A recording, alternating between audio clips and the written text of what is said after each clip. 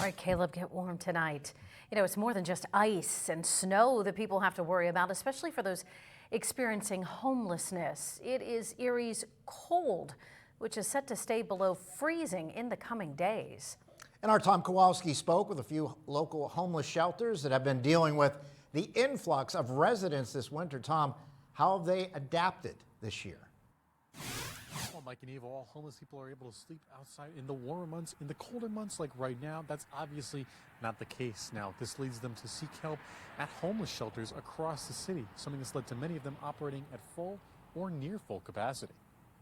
While Erie's winter may have been relatively mild so far, for Erie's homeless population, it's still been a difficult time. Individuals who are living on the streets in places not meant for habitation, they're going to be at greater risk of frostbite, of complications related to any chronic health conditions that they have.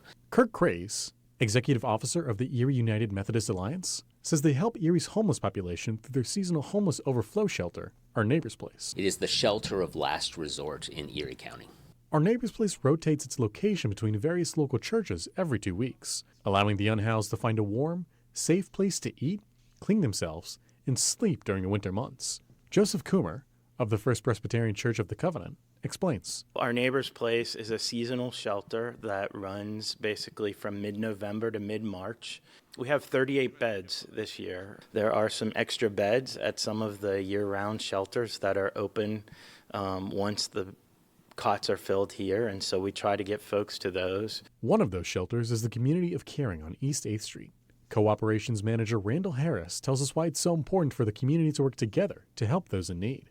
You know, the weather is, like you said, dropping, and, you know, like anything below 32 degrees freezes you, freezes your blood, freezes water, so that could kill them. And we just want to keep them alive and just keep doing our part.